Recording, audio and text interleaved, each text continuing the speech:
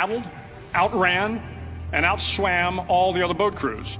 The big men in the other boat crews would always make good-natured fun of the tiny little flippers the Munchkins put on their tiny little feet prior to every swim. But somehow these little guys from every corner of the nation and the world always had the last laugh, swimming faster than everyone and reaching the shore long before the rest of us. SEAL training was a great equalizer. Nothing mattered but your will to succeed, not your color, not your ethnic background, not your education, not your social status. If you want to change the world, measure a person by the size of their heart, not by the size of their flippers. The 9th week of training is referred to as Hell Week.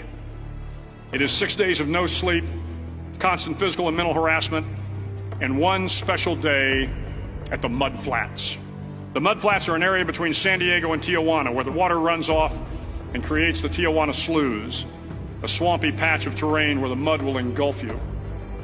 It is on Wednesday of Hell Week that you paddle down to the Mud Flats and spend the next 15 hours trying to survive the freezing cold, the howling wind, and the incessant pressure to quit from the instructors.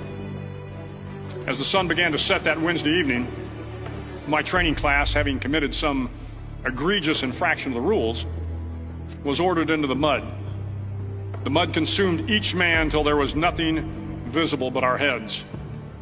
The instructors told us we could leave the mud if only 5 men would quit.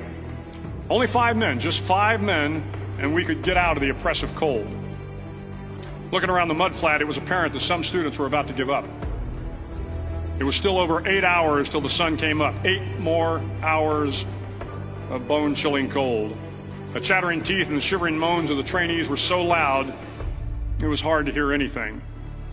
And then one voice began to echo through the night. One voice raised in song. The song was terribly out of tune, but sung with great enthusiasm. One voice became 2, and 2 became 3, and before long, everyone in the class was singing.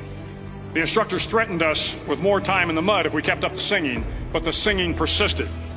And somehow the mud seemed a little warmer, and the wind a little tamer, and the dawn not so far away.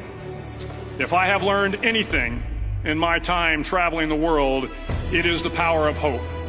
The power of one person, a Washington, a Lincoln, King, Mandela, and even a young girl from Pakistan, Malala. One person can change the world by giving people hope. So if you want to change the world, start each day with a task completed. Find someone to help you through life. Respect everyone. Know that life is not fair and that you will fail often. But if you take some risks, step up when the times are the toughest, face down the bullies, lift up the downtrodden, and never ever give up, if you do these things, the next generation and the generations that follow will live in a world far better than the one we have today. And what started here will indeed have changed the world for the better.